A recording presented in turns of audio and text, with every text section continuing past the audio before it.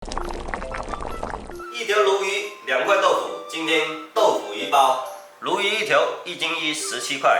2个百博洋火，蒜头姜、芹菜中，还有一个老婆做菜剩的辣椒。洗干净的鲈鱼，现在把它切小，切成1公分左右就可以。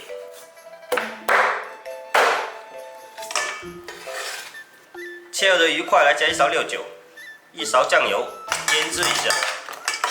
豆腐也来把它切小，芹菜葱切段，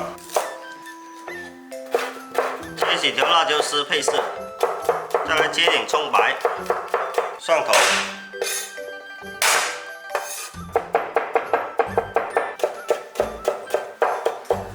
配料切好，来调点酱汁：生抽、蚝油、盐、胡椒粉，一点香油，再加1勺水调匀化开。起锅烧油，平底锅烧热，下一点油，油不用太多。再把豆腐放下去煎，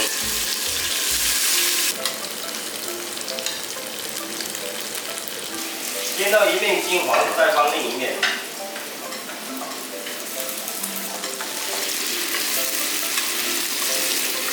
豆腐让它煎，来把鱼块倒出来，控一下汁。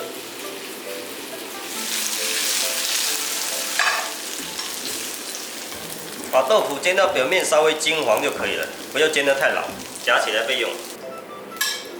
鲈鱼下锅前来打一点干生粉，再把它放到锅里面煎。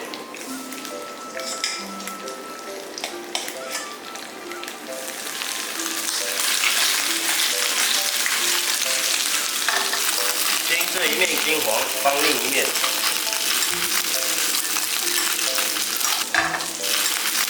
看这平底锅，不喷油，而且不会脏。煎到这样，2面稍微金黄就可以了。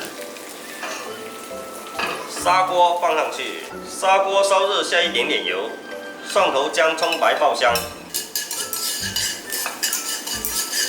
把豆腐摆进去，再放入鱼块。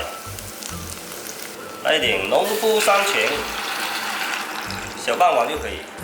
把刚刚调好的料汁倒进去，盖上盖子煮5分钟。时间到，开盖，阵阵香味。把芹菜、葱、辣椒丝放上去，再盖10秒。3、2、1，走你！鲈鱼豆腐包，鲈鱼外香里鲜，豆腐外香里嫩。这道菜好吃易做，家常下饭菜做它，2碗米饭最少的。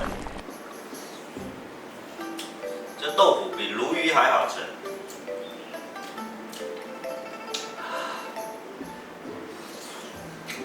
爽嘴。